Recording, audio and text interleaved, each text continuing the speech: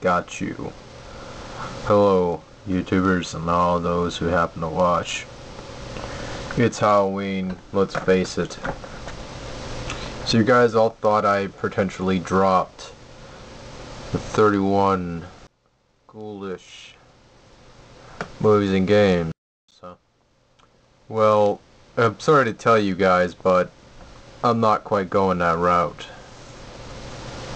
See, I'm gonna have over 16 to 31 on this entire video. So if it's broken in two parts, stay tuned to the next episode or the next movie, vice versa. Alright, we're gonna break off into some movies that are actually some of my favorites towards Halloween. Now there's so many others I like as well, but I tried to break it down to make it more, more variety than normal. And don't worry for all those people who want to see some video games in this video, there's going to be 2 games that I had in files, so. Alright. The first one is Friday the 13th, third movie. The reason why I like this movie so much is because, part 1 I considered it kind of corny, but I liked it. Part 2, this is where Jason breaks off. He becomes the murderer because he's revenging his dead mother's death.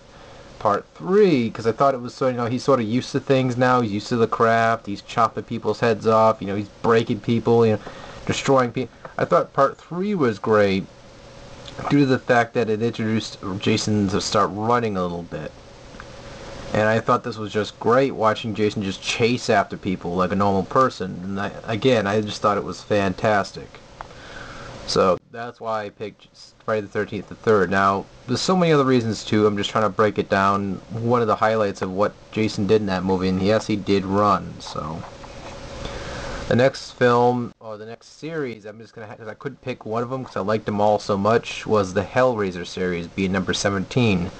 I really enjoyed the Hellraiser series quite a bit. I have to buy the entire box set at some point in my life, but either way, it's just such a fantastic and, gruesome and weird and interesting film at the same time.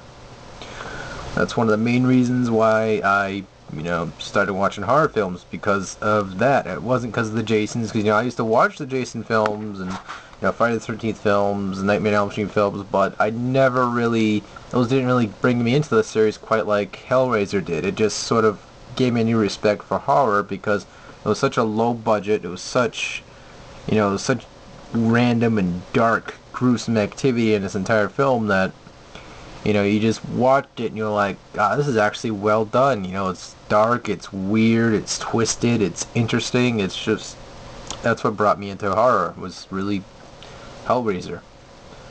The next film, which had Johnny Depp in it, before everyone jumps down my throat about saying this, because yes, it is Sleepy Hollows, because the whole entire directable approach behind, there's so many elements behind Sleepy Hollow. It was about a love story originally. Christina Ricci, which is the main protagonist's girlfriend, which is Johnny Depp's, they go in the woods.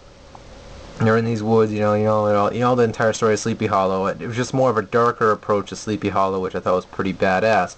Christopher Walken was in this as well, which he played the Headless Horseman, which I thought he had a pretty badass role as well. I mean, the entire highlight in that film I thought was pretty, just you look at it and you just smile, was the spinning head chop off. Like, people's heads spin off and they get chopped off. I love that very much. So I thought that was a crazy, crazy good movie. Some people might not like it. They might think it was horrible because, Johnny Depp and Christina Ricci was in this film, but don't let that fool you. It had such an interesting plot. It wasn't the best film in the world, I'll admit that openly, but it was a great film nonetheless. The next one is The Night of the Living Dead, the classic version.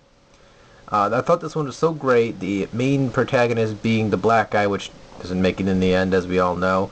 And, again, it was such a great classic film to watch that, Romero just went out there and did this edgy style of horror for zombies, and no one has really done that before, and really has captured it since, truly, like this film did.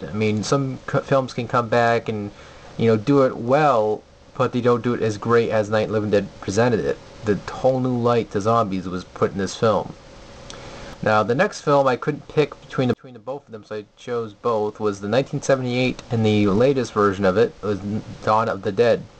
Now, the reason I picked these two is because I just thought the newest one had really funny-ass humor. The classic one had some great humor in it as well. It was an interesting story plot. It was all devised in the mall.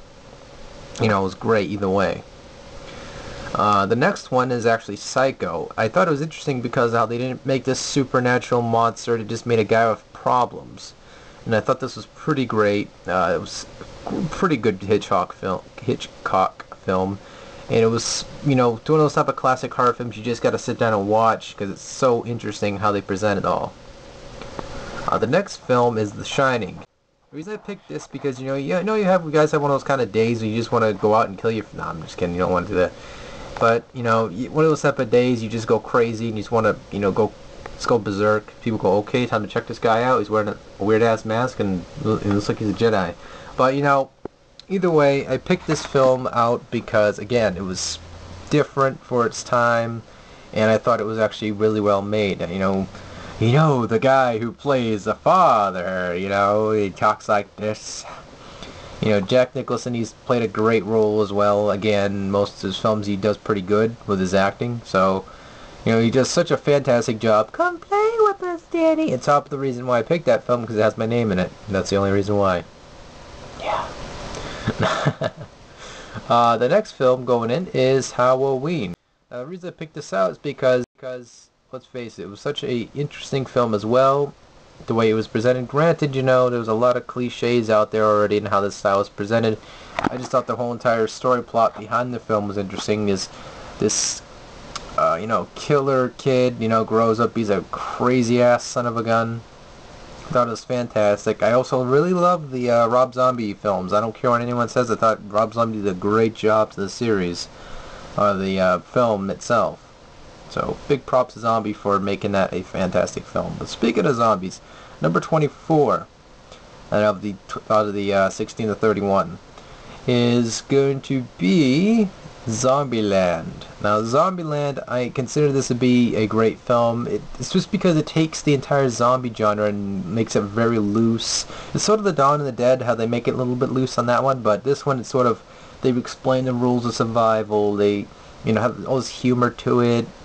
It was just such a funny film. You know, if you like horror films and you just like, you know, you want something that's a good sense of humor to it, definitely Zombieland is pretty funny.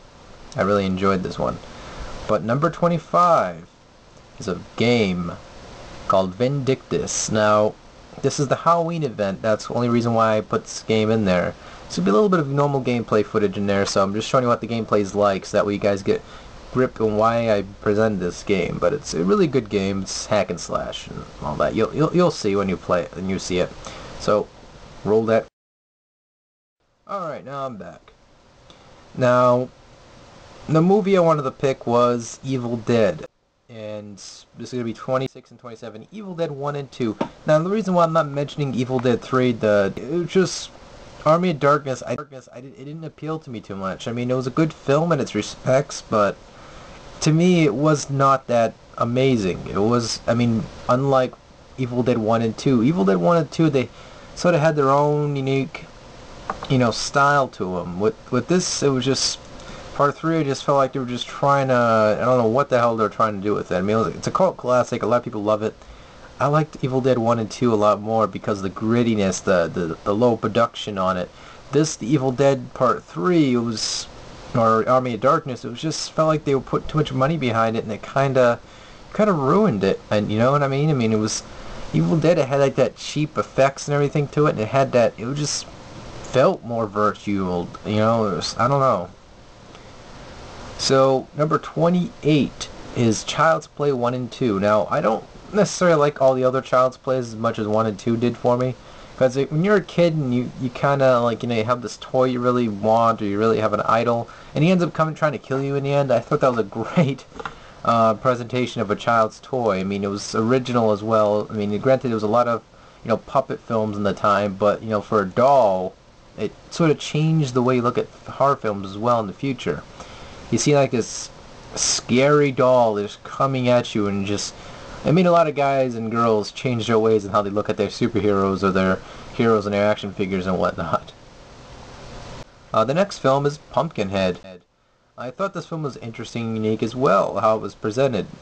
You know, this demon-like guy, he turns into a pumpkin head-shaped monster. Even though it looks like something that came out of a reject of